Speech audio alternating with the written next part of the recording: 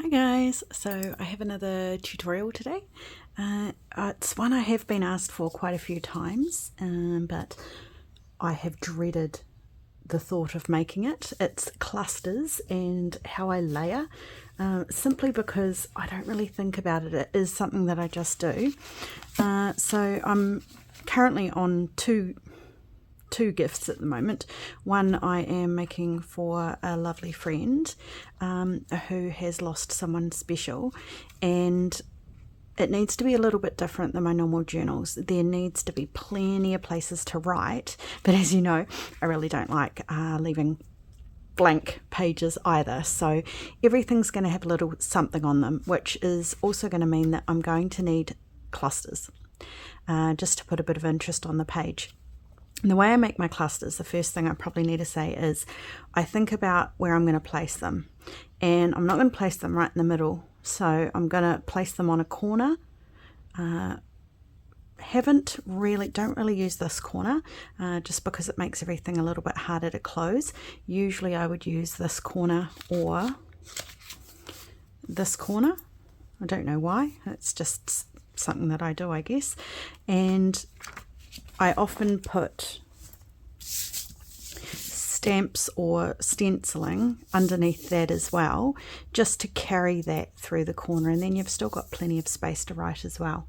So I've really had to think about how I'm going to even start explaining this process. But here we go. So what I start by doing is I get my ground piece of paper. So that is the piece that I'm going to glue everything else onto.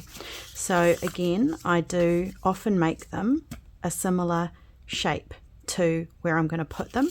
Sometimes I will just make them flat, and then I'll extend them out maybe a little bit once I'm ready to stick them on somewhere, because it might be going on a pocket. So if I had a square one like that, I might get another piece of paper as I'm sticking it on the pocket and just put it so that it extends to the shape of the pocket. So I do make reasonably square ones as well sometimes. They can be quite good. I would usually put them on a thick card though to turn into a little tuck spot. So I try to have at least 2 to 3 different papers for the background. So that's one thing that, and I've inked them all, so you won't have to watch me inking, hopefully. The next step I do is I get a whole lot of different papers, and I try to get only 3 to 4 of each, especially if I'm going to be making clusters in a bulk amount, because I don't want them all to look the same. So you'll notice that I've really only got like 3 or 4 bits of each type of paper that I've pulled out.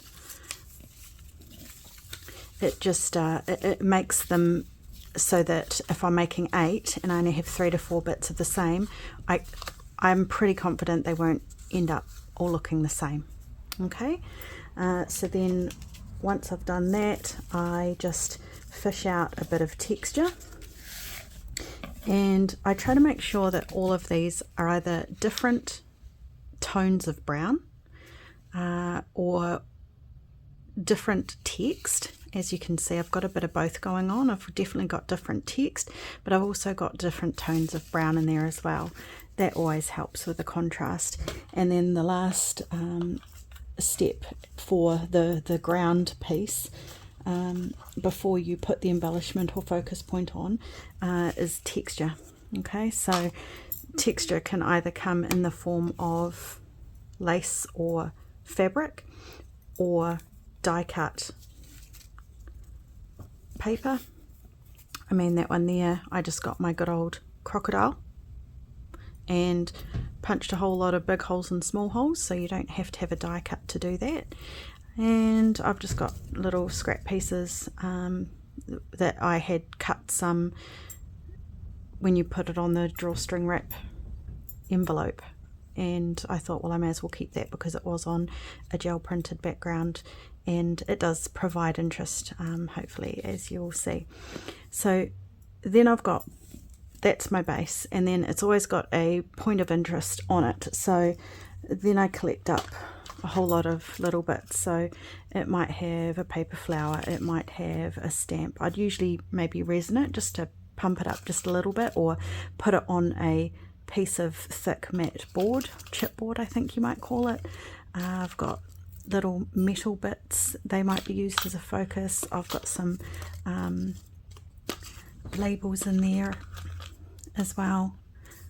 I've got a little bird card there. I've got some of my handmade stamps and some that I've actually purchased. They're not ones that I've made. And I've got all sorts of vintage buttons and bits and pieces as well. And that would just depend on what I feel like putting on there at the time. So that's basically what we're going to need to start. I'm so sorry about this video in advance, just saying. As for where I place things, now as much as I've tried, I haven't been able to figure out what that recipe is. I like it. I wouldn't put a piece like that.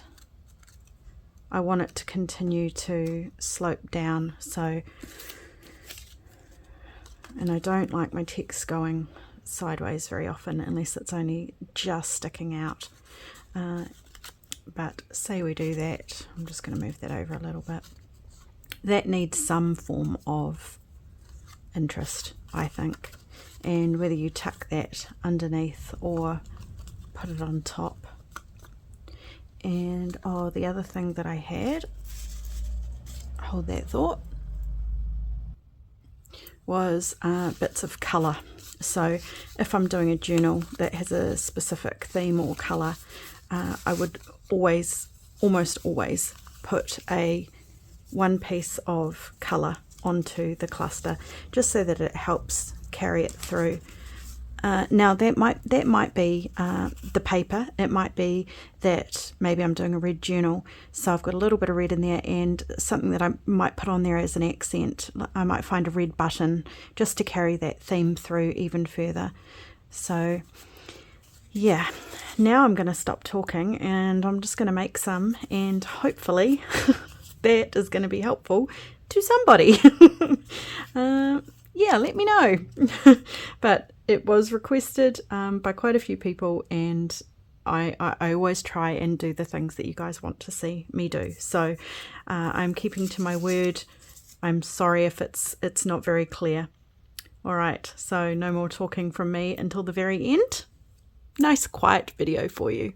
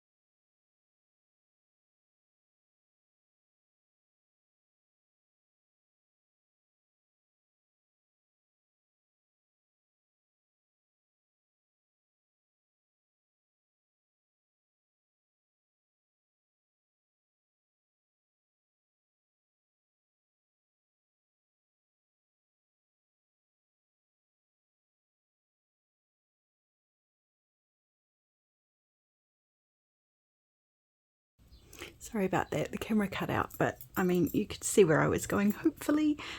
So yeah, there's my 2, 4, 6, 7 clusters that I managed to get done. I'll just show you how they're gonna just add something really pretty to any page edge. They all fit. I would have the obviously coming down that side for that one. Just going to add something but still leave plenty of room for writing space. Yes, I am going to sew those on, as well as that last button that you saw me do there. I just temporarily glued that one. I like to sew buttons on. There, okay, so fingers crossed that helped somebody. And if you requested it, please let me know if that was helpful and if that's what you wanted. If you were one of the people that asked me about either layering or making clusters. Anything for you guys. You've been amazing. I couldn't do this without you. Thank you so very, very much. I hope you know how genuinely how much you mean to me. And I'll see you next time. Okay, bye for now.